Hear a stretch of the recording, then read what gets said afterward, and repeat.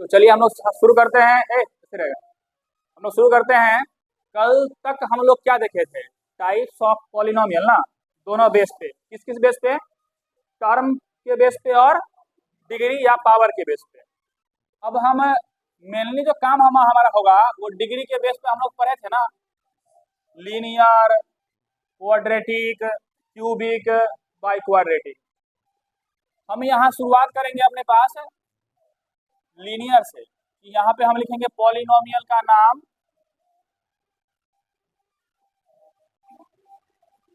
और यहाँ पर लिखेंगे हम लोग इसका सॉल्यूशन, नंबर ऑफ सॉल्यूशन।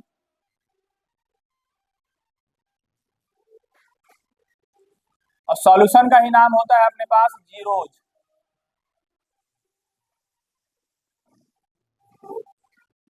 और यहाँ पर लिखेंगे हम लोग ग्राफ। ग्राफ कैसा बनेगा हमारा? तो सबसे पहले हम लोग लेते हैं पहला नंबर का। पहला नाम था लीनियर, दूसरा नाम था क्वाड्रेटिक, और तीसरा नाम था क्यूबिक।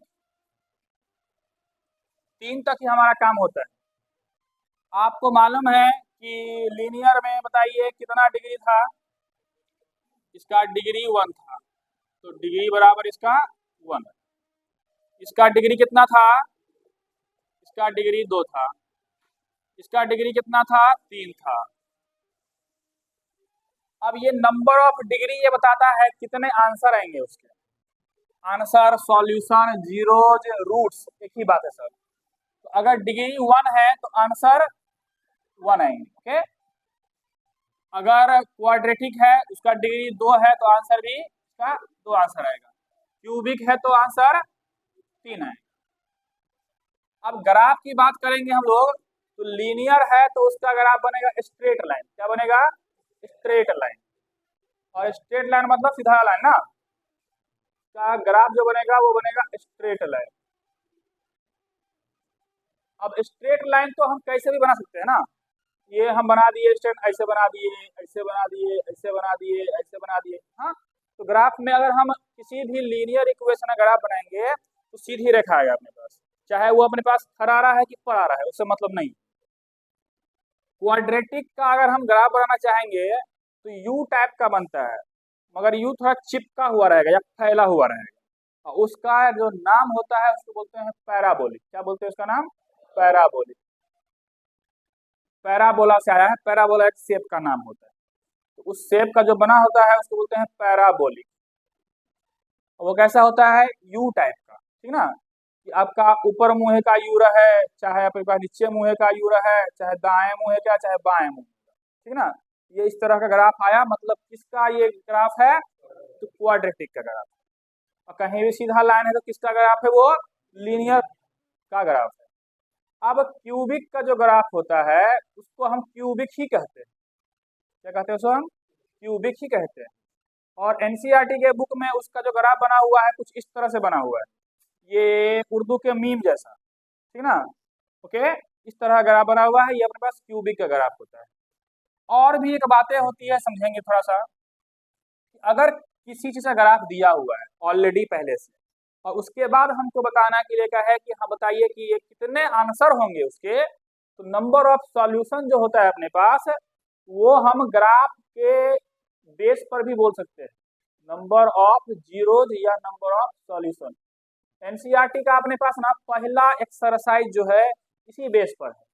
अगर मान लेते हैं कि हमारे पास ग्राफ कुछ इस तरह से, ये एक्स एक्सिस हो गया, ये वाई एक्सिस हो गया, और आपका ग्राफ, हम पहले तीनों ग्राफ बना लेते हैं। हाँ, तो आपको ताकि ये मालूम पड़े कि ग्राफ देख करके हम पता कर सकते हैं कि किस टाइप का अपने पास पॉलिनोमियल है। अब हम क्या करेंगे, इसमें ग्राफ बनाएंगे। जो अभी हमारा है ये एक्सिस सब बना हुआ ना, अब इसके अलावा जो भी चिरचिरी पड़ा हुआ रहेगा वो ग्राफ होता है। अगर एक्स एक्सिस को कोई भी लाइन एक बार काट रहा है, क्या बार काटा बताओ? एक बार काटा, तो एक आंसर हुए।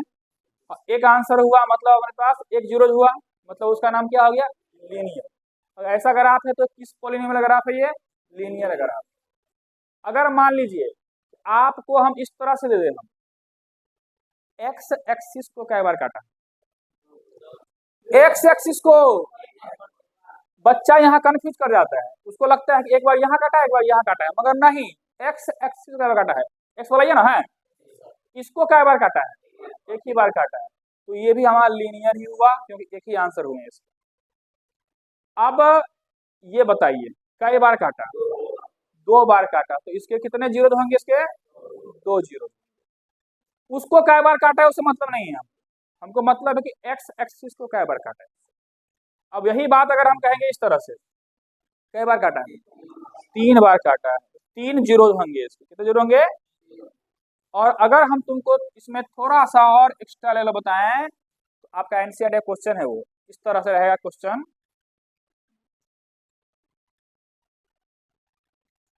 अगर ये हमारा ग्राफ दिया हुआ है, सुनते रहेंगे ध्यान से, बताइएगा कितने जीरो होंगे, कितने आंसर होंगे।